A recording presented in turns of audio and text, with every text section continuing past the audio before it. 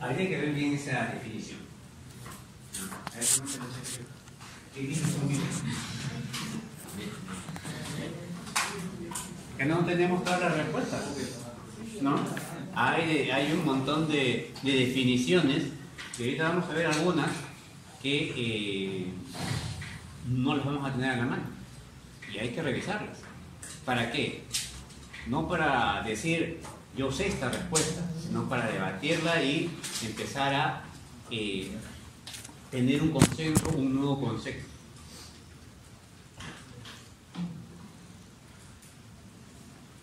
¿Qué ven ahí? Una línea de tiempo. Secuencia de eventos desde 1850 hasta antes. Antes de 1850. ¿Podríamos llegar hasta la prehistoria? ¿Sí? Los neandertales ya sabían hacer ciencia. ¿Podían hacer ciencia? Había métodos científicos, sí, pero no ciencia. O sea, es en base a observación, en base a ensayo, error. Se caía, ya no pasaba por ese lugar. Sabía que se iba a caer. Sube. Entonces, hay otras cosas que empezaron a surgir de esa forma, como en la época de Aristóteles, en las cuales se decía que el hombre provenía de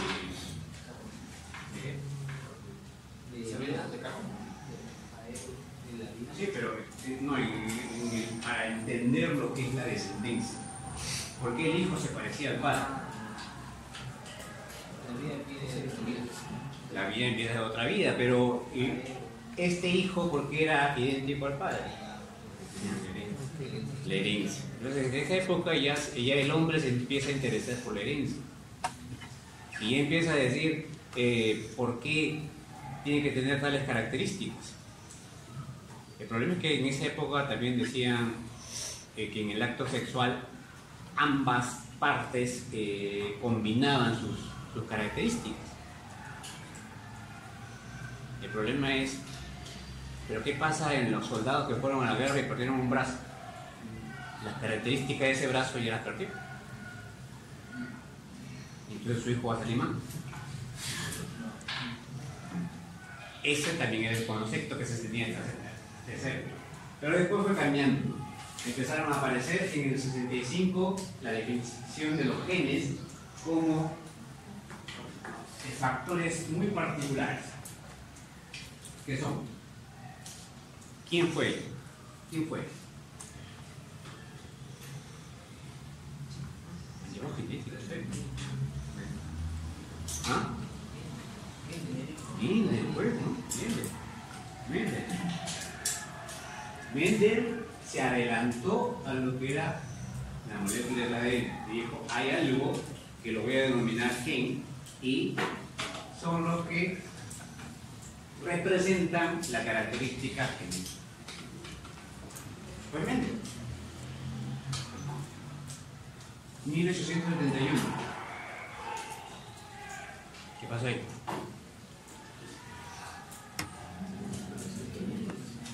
Discovery of nucleic acid.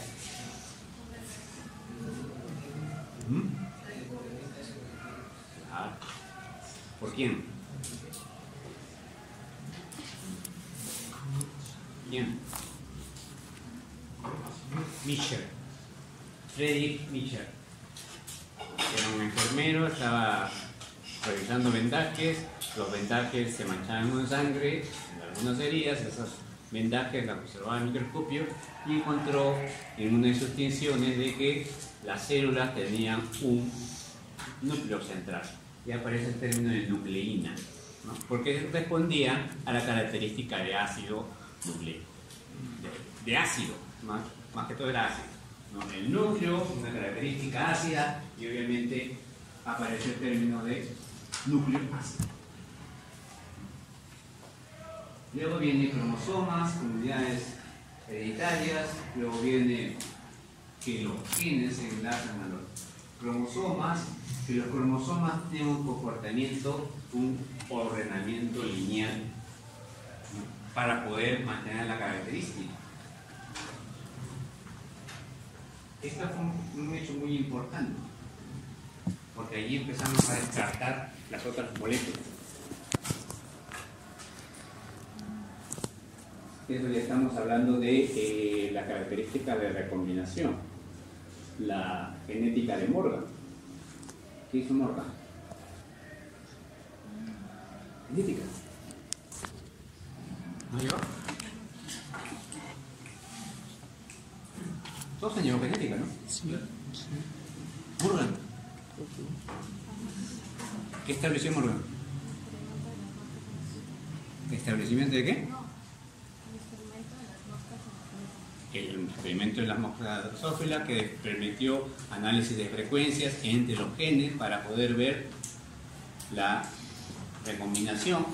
El ordenamiento entonces de las características llevaba una secuencia en base a frecuencia, y que solamente deberían de estar estas características de manera lineal y que se mantenía una linealidad. Que un gen está ubicado en una determinada posición, en una línea hacia otro gen. No hay brazos, no hay ramas, uno sobre otro, uno al costado del otro, ¿ya?, ordenados de esa forma. Entonces, ¿qué moléculas tienen esa característica? Volvemos a biomoléculas. ¿Qué moléculas tienen un ordenamiento lineal? Carbohidratos, todos los carbohidratos. Los polisacáridos tienen ramificaciones, ¿no? Hay que excluir a los que forman ramificaciones. ¿Qué otras moléculas son lineales? ¿Mm? ¿Qué? ¿No? Todo el mundo te quiere escuchar. Anterior. Aminoácidos. Aminoácidos están en una cadena lineal. La base de una cadena proteica es una línea. Entonces tienes ahí los aminoácidos.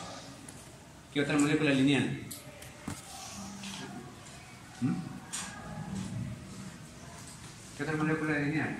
¿De qué trata todo este embrollo que estamos viendo? Ácido nucleico, ¿no?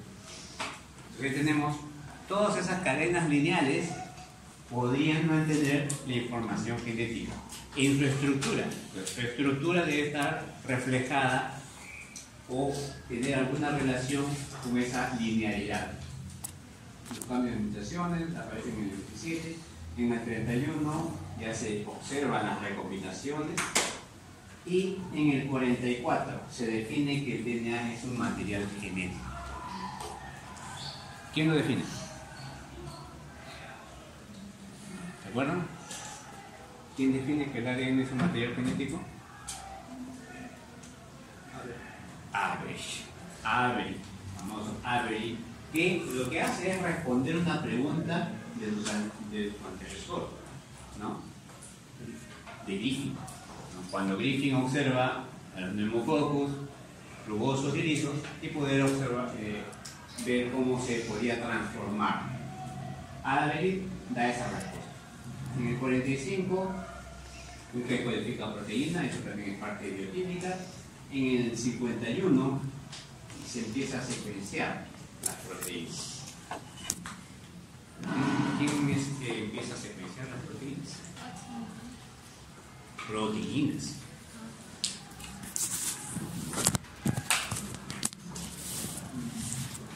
¿El de allá? No. Pensé que lo estaba señalando a... El de la... Secuenció proteínas. ¿Quién secuenció proteínas? El secuenciador de los secuenciadores. ¿Por qué secuenciador de los secuenciadores? Porque él empezó secuenciando proteínas, pero terminó secuenciando ADN.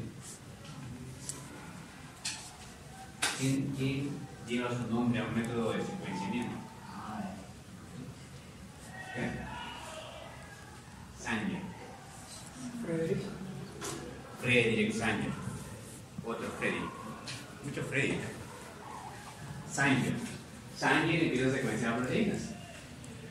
Aquí está, 53. El DNA es una doble hélice. ¿Quién? Ahí sí es Oxford. El DNA se replica de manera semiconservativa. 58. ¿Quién? Y da la teoría, pero ¿quién lo demuestra? Mesenso y está. 61. El código genético es un templete.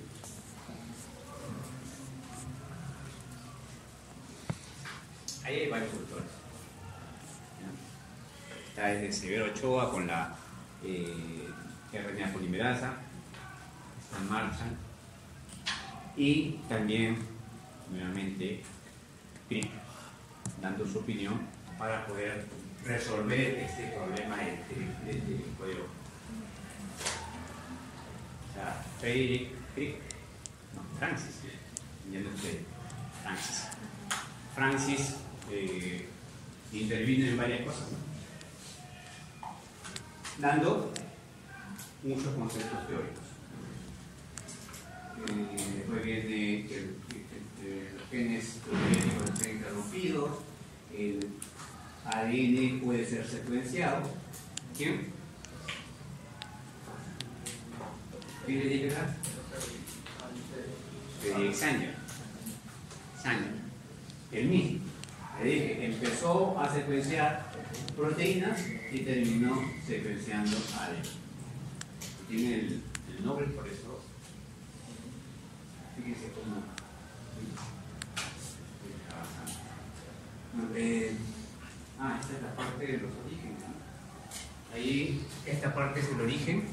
Todavía no existía la palabra biología molecular. La palabra biología molecular recién aparece en un documento en el 38 por Warren Weber del Rockefeller Foundation, donde aparece esta denominación,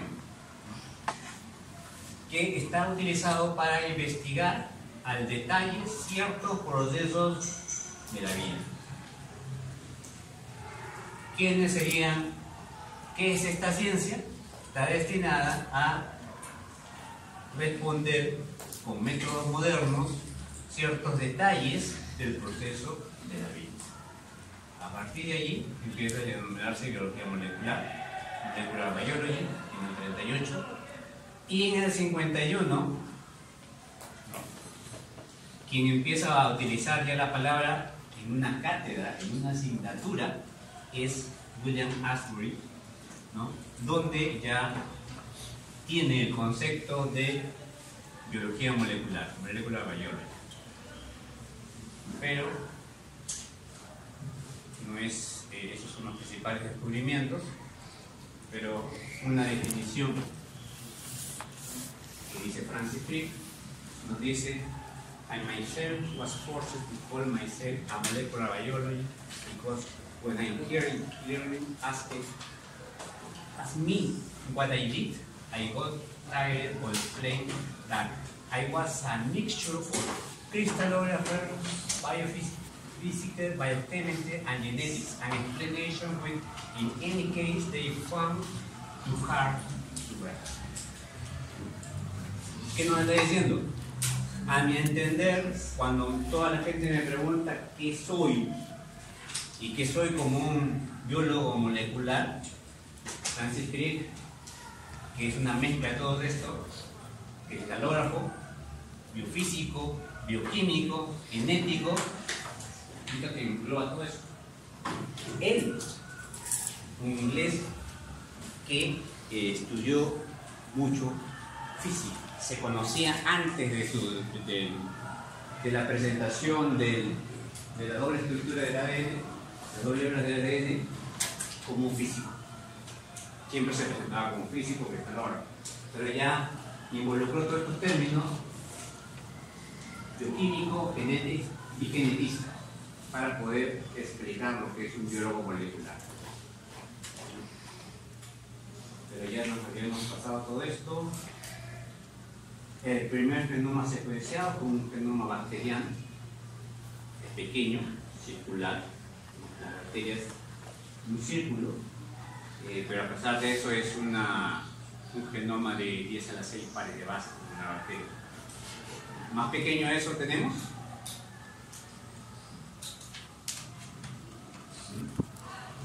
¿DNA más pequeño? Este es el genoma bacteriano, el DNA de las mitocondrias o el DNA de las bacterias, perdón, de los plasmidos.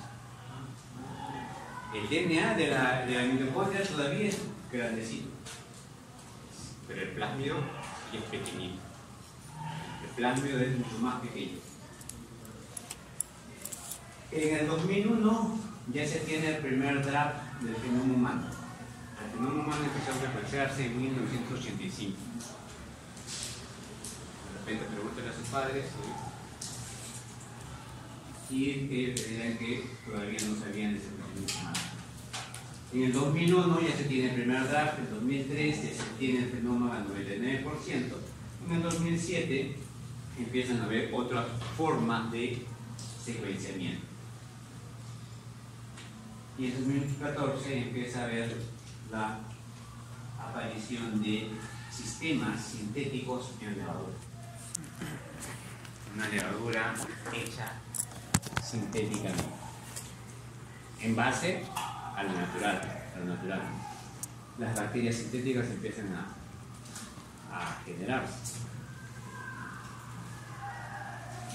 Pero todavía nos falta el problema de qué cosa es lo que debemos de colocar en ese genoma sintético. En el 2008 aparece el primer genoma sintético, hecho químicamente, no proviene de otras células.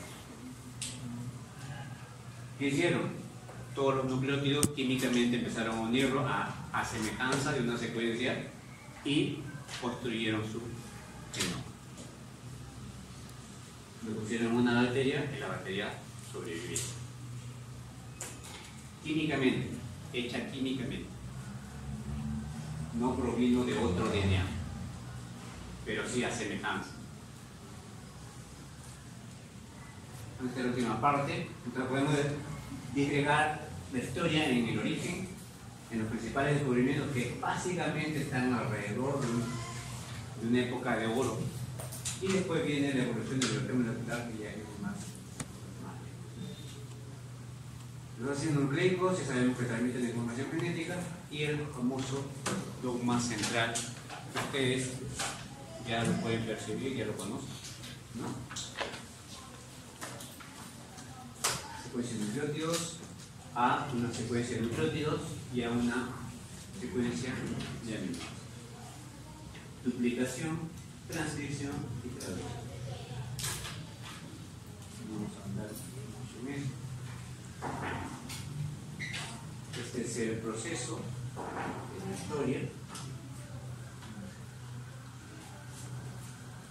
El proceso de los neumococos. Frederick Griffin, ¿no?, hizo esta primera observación, se quedó con la duda, solamente dijo hay algo que se transforma, pero ¿qué es lo que se transforma? Luego este grupo de Avery, MacLeod y McCarthy definieron bien que era un fragmento de ADN que se incorporaba. Pero tampoco lo sabían, ¿no? Aquí, ya es la última parte, esto ya es siglo XX. Ellos simplemente dijeron hay algo, que ese algo ahora sabemos que es un pedazo de ADN que se inserta, se introduce y se inserta y hace la modificación, hace la transformación. Este es el proceso y el concepto que ha derivado de sus análisis. Ahí tienen el artículo para que puedan ver Avery. Bueno, esta es solamente la observación. Características del ADN. Tampoco debemos detenernos ahí porque ellos se saben. Lo han visto en biología celular, lo han visto en biología general, lo han visto en genética, en biología celular, en todas las biologías. Los 7 cursos repitiendo lo mismo. ¿Cuáles son las características? Doble hélice, cadena carbonada, fosfato, carbono, ¿no? El esqueleto cadena carbonada. Direccionalidad 5', 3'. Los nucleótidos hacia el centro. ¿Por qué 5', 3'? Es por la unión del carbono en el grupo del penta. Todo depende de la ribosa. La posición 5 se tiene un fosfato, o si la posición 3 está libre. 5 fosfato, 3 oxígeno. De acuerdo a la ribosa. Sabemos que es una doble hélice. ¿En base a qué? En base al enlace de fuente de hidrógeno. ¿Cuántos en adenina timina? 2. ¿Y guanina citosina? ¿Cuál es más energético? ¿Cuál es más energético? ¿Requiere más energía? ¿Sí? Así. ¿Y otra más?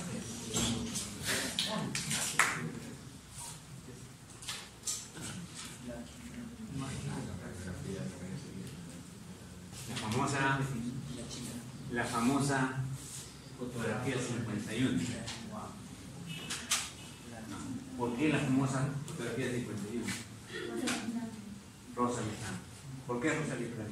Ella la comió. ¿Y era con quién?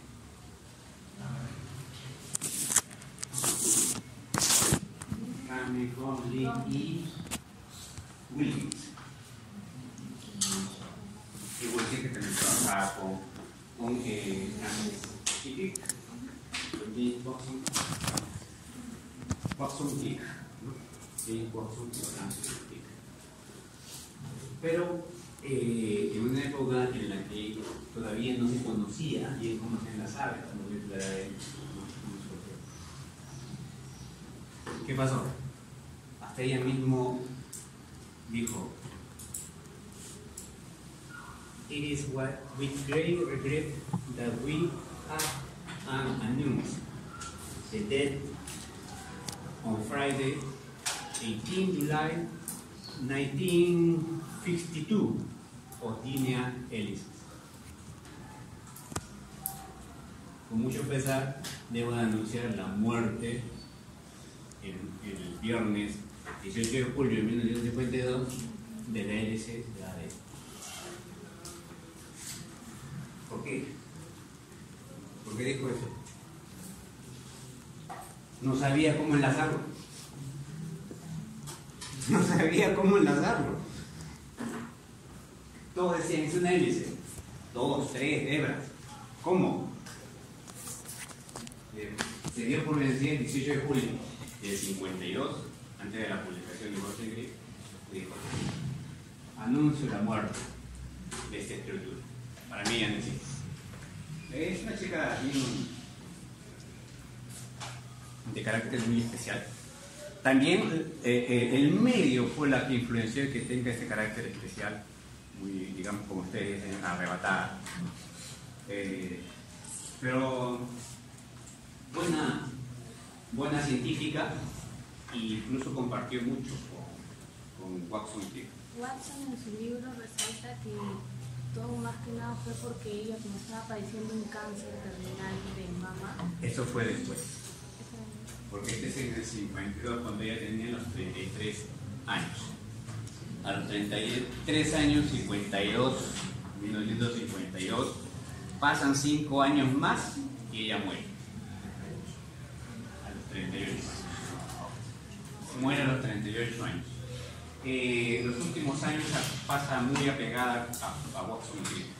En el mismo instituto, no en el mismo instituto, porque iniciaron en el mismo instituto, pero sí alejados. Y ellos incluso le ayudaron en la terapia y todo eso. La acompañaron en la terapia. Se hicieron muy amigos. Entonces, aquí está el detalle de por qué ella no quiere seguir más con esa idea de la hélice. Entonces dice, no puede ser una hélice.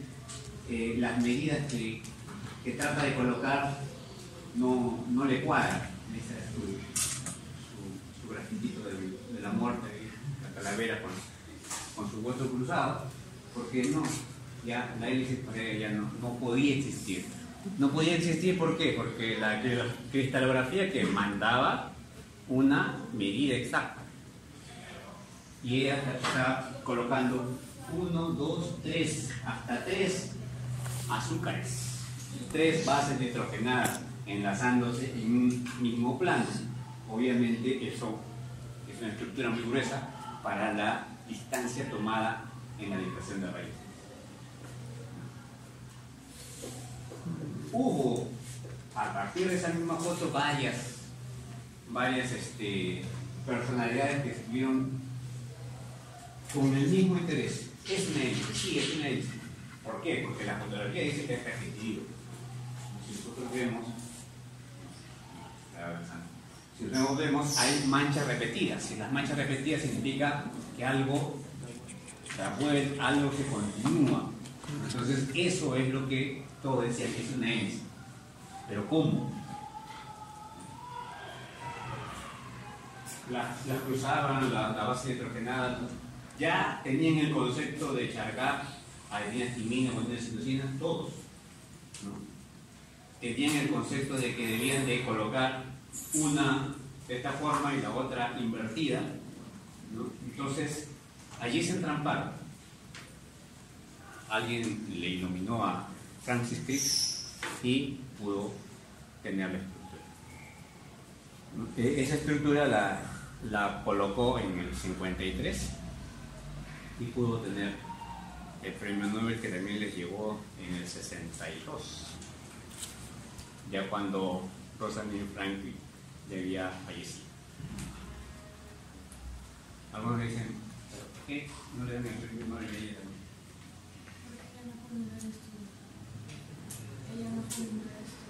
No es tanto que no haya culminado el estudio, sino que las normas del premio Nobel dicen de que no es un premio póstumo. Y solamente han habido 2 excepciones a lo largo de toda la historia. Y ella no pudo serla. No le pudieron hacer la excepción. Entonces, sí, hay un gran aporte. Watson dice, sí, nos basamos en esa imagen. Pero esa imagen la tenían todos. Todos la tenían. La tenía Rosalind, la tenía Pauli que también trabajaba con hélices en proteína. Entonces, todos tenían la imagen. Pero nadie pudo hacer la estructura de ADN. Que también la publicaron así, todo el pie primero. A la ganada. Pero, bueno, esa fue la historia. Vamos a ver el ADN. El ADN es lineal, ¿no? Pero podemos encontrar DNA circular. DNA circulares, ¿dónde? Ellas, los plásmidos. Los plásmidos son pequeños, más chiquititos, ¿no? Y como es un círculo, ¿qué puedo hacer con el ADN? Enrollarlo, ¿no? Así como el moño que tiene Geraldine en su cabeza, enrollado.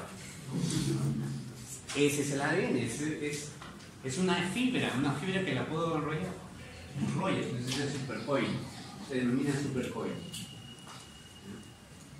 Y obviamente, en el proceso de la separación de las hebras, hay cierta presión, hay ciertos cambios que pueden existir en el ADN si está ajustado en un lado, ¿no? En el momento de la duplicación o la transcripción. Tiene que abrir. Esa es la teoría que es de Francis Crick. Hay que abrir el ADN para poder sacar una copia. ¿No? Entonces hay que girar el ADN. Pero eso genera fuerza que puede hacer romper el ADN. Eso vamos a ver en la duplicación del ADN, en el proceso de la duplicación. Que fue definido por quién?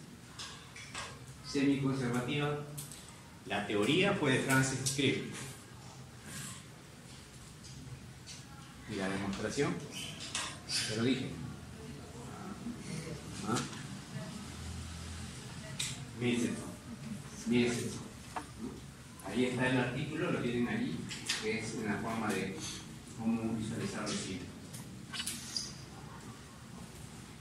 Este es el dogma que ahora simplemente tiene una etapa adicional, que es de la transcripción reversa. ¿Por qué se acuñó ese término de transcripción reversa? Porque hay algunos virus que hacen este paso. Entonces hay una enzimita aquí, otra enzima bioquímica, que permite hacer este cambio de molécula, revertir una. El ADN es grande y que puede estar en relación a los números que tiene. Los virus tienen pocos genes, pocos pares de bases. Mientras que voy incrementando los genes, la cantidad de genes, el número de pares de bases va aumentando. Pero eso está de acuerdo con la evolución.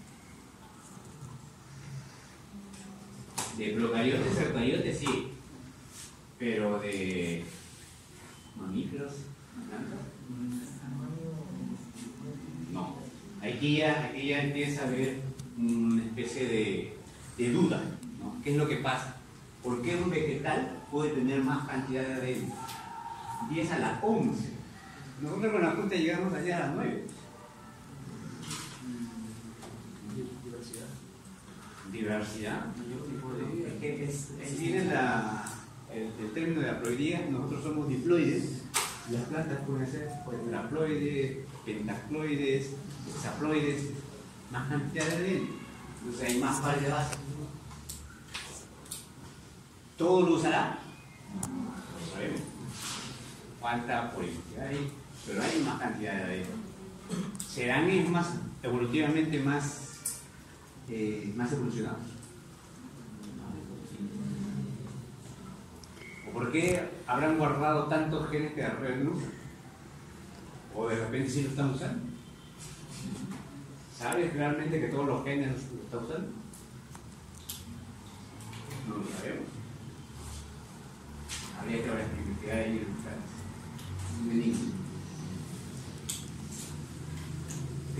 Obviamente el ADN puede hibridarse por apareamiento, por pares de bases, ¿no? En base a su complementariedad. ¿Si quieres que me clase usted? ¿Cuánto falta para acabar? Media hora. ¿Cuántas repetidas? ¿A la mitad? Sí. Bueno, esta es hibridación. ¿Por qué se hibrida el ADN? Porque las bases nitrogenadas solo pueden tener una forma de unirse en una sola forma. Esto también fue lo complejo para Rosalind, de que solamente la forma ceto es la que permite esos puentes de hidrógeno. Entonces, uno permitirán 3 y el otro permitirán 2. Y eso es lo que genera la hibridación. ¿Y por qué es importante la hibridación? Porque hay mucha metodología que permite que el ADN se denature y que nosotros lo utilizamos para poder obtener híbridos. Denaturamos el ADN y podemos mezclar un ADN con otro distinto y solamente se ve hibridar en las regiones complementarias, donde esté su complemento. En las regiones que no están sus complementos, no. Por eso es importante este proceso de denaturación y naturación, para poder saber y comparar qué tan similares son dos moléculas de ADN, dos genomas, dos fragmentos de ADN.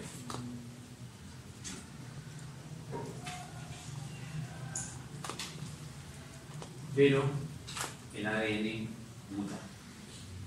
¿Por qué muta? Diferentes factores, principalmente ¿qué? ¿No? Radiación. No es el principal factor. ¿Cuál es el principal factor? Radicales. ¿De dónde provienen los radicales? Metabolismo. Entonces, a medida que nosotros nacemos, empezamos a respirar, empezamos a metabolizar, empezamos a tener frecuencia de mutación en nuestro ADN. Todo nuestro ADN está mutando. ¿Eh?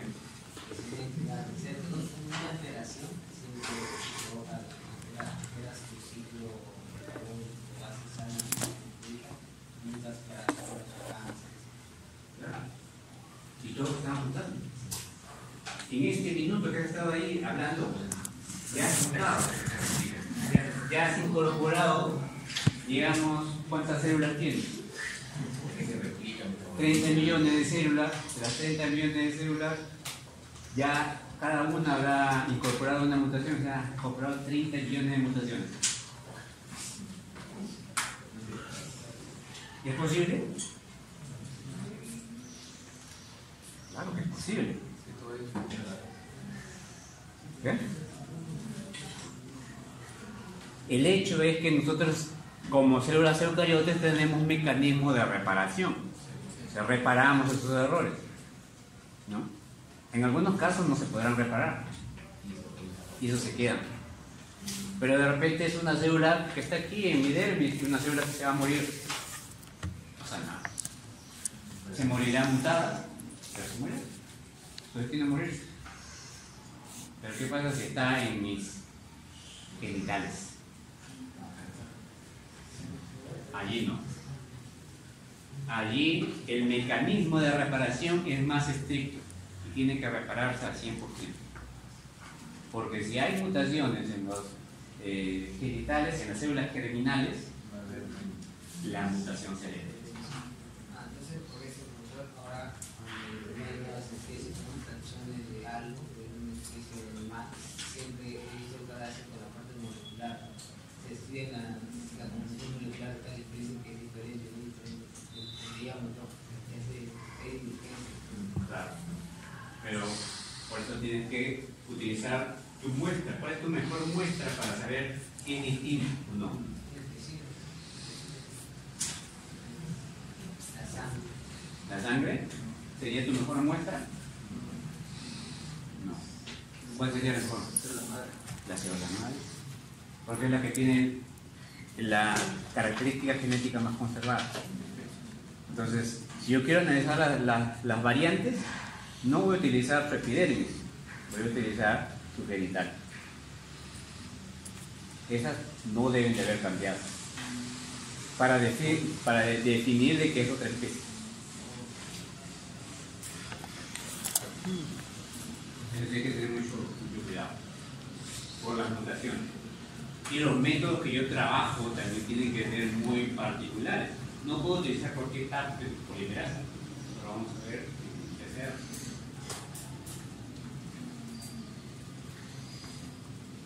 Una de las mutaciones más difundidas es esta. El citosina pasa a uracilo. Son similares, ¿no? Son idénticas. Lo único que estoy cambiando es ese oxígeno por ese amino. Son las desaminaciones. ¿Producto de qué? Metabolismo. Empezamos a respirar, empezamos a metabolizar y ya empezamos a cambiar. Así que ustedes no van a ser los mismos que salieron de su casa. Cuando regresen a su casa van a ser distintos.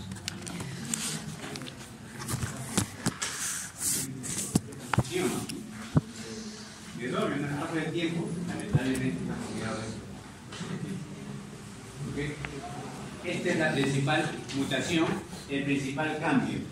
Pero hay este uracilo, si es corregido, se corrige a citosina, pero a veces el uracilo, si se mantiene, el uracilo tiene unión a quién? A una adenina. Y entonces el uracilo obliga al cambio de la guanina. Y entonces ya se incorporó la mutación. Entonces, El uracilo, si se corrige, está bien. Si no se corrige, en el momento de la duplicación, ese uracilo se va a unir a una adenina. Y cambiamos. Reemplazamos la guanina por una adenina. Y después viene otro y dice, este es uracilo, ¿qué hace? DNA. Lo bota y coloca en función a la adenina. ¿Qué coloca? Una adenina. Y esta es la mutación. Es un cambio de una fase. Lo que veremos después que se denomina S de single, N de nucleotide y P de polimorfo. SNP. Un SNP es un cambio de una única. SNP. Los SNP.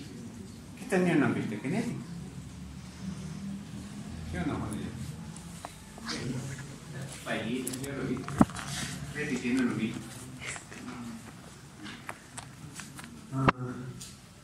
Aquí tenemos la conformación. Este es otro tipo de cambios utilizando otras formas de ADN. La fase, el cambio de ceto a enol, ¿no? La forma generan distinta unión de ADN. Simplemente aquí vemos que es una mutación. Si es puntual, es una sola base, lo que se conoce como SNP. ¿No? Puede revertirse, cambia, pero puede regresar. Pero hay otras mutaciones que involucran inserción. ¿Okay? Inserción o deleción. Si insertas en una secuencia, la otra obviamente al compararla está diciendo que esta tiene la deleción. Entonces por eso se dice indeles. Inserción, deleción. Inserción y deleción. También puede revertirse la inserción, pero la deleción no se puede revertir. ¿Por qué? Porque hay pérdida de pares de bases y ya no puedo volver al original. El mecanismo de reparación copia una de las hebras y ve que aquí hay una hebra que ha perdido, pero utiliza la otra para completarla. Acá también utiliza la otra para completarla, pero acá las dos están perdiendo. Entonces ya no puede completarla, no puede repararla. Nosotros vamos a ver el sistema de reparación, pero esto es lo que se maneja en mutación. Mutaciones puntuales, inserciones de lesiones que pueden ser reversibles, excepto las deleciones. Una lesión no puede ser reversible. A lo largo de todo un gen, también podemos decir de que existen ciertos puntos donde puedan ocurrir las mutaciones. ¿Por qué? Porque el DNA puede estar protegido. El DNA no está solo, no está desnudo. Tiene muchas proteínas que regulan su función. Obviamente esas proteínas las están cubriendo y impiden que sea afectada. Pero las regiones donde está descubierto son puntos donde más probabilidad hay de cambio. Por eso cuando se analiza un gen, probablemente encontremos 300 pares de bases. Y en cada uno de estos, aquí en este punto específicamente, ocurrieron una mayor frecuencia de mutación. Entonces en este punto hay mayor cambio. ¿Por qué? Porque de repente es la parte más expuesta del gen. Eso es en el caso del gen LAC-I de cole. Esa es la I de cole. Genética. Perdón, lactosa. ¿No? Perdón, lactosa. El LAC-I es el gen represor. El gen represor del sistema. Esta es mi cosa de las denominaciones, uracilostimina. Terminamos. Hemos corrido.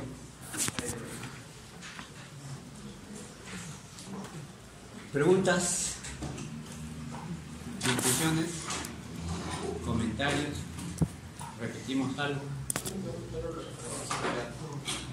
¿La reparación qué? La represión.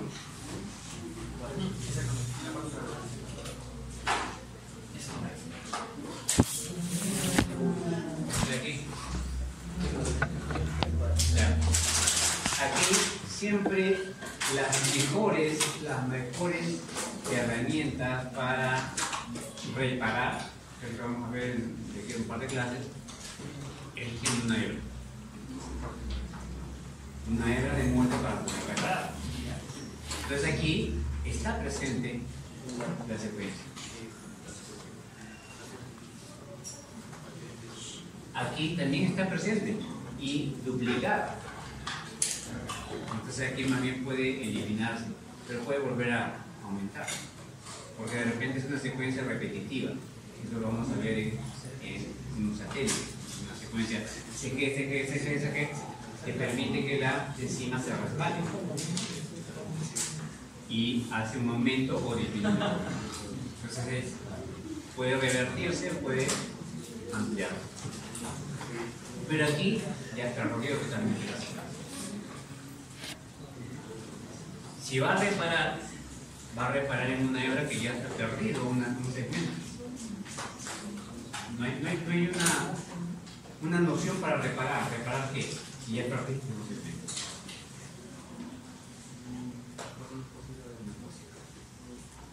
En una lesión. ¿Qué mutaciones cuando un organismo hay monogamia? De poblaciones también monogamia, porque es que los organismos se piden a mutar. Eso es genética de poblaciones, pero eso es flujo genético. Habría que ver, hay que analizar esa genética de poblaciones. Cuando se estabiliza, hay que ver qué genotipo queda. Cuando dice que hay más mutaciones en un cierto número de variedades, ¿eso coincide con el envolvimiento del estado? Podría ser. Hay un pedido de su compañero Yair. Por tema de que yo y unos 4 compañeros más vamos a hacer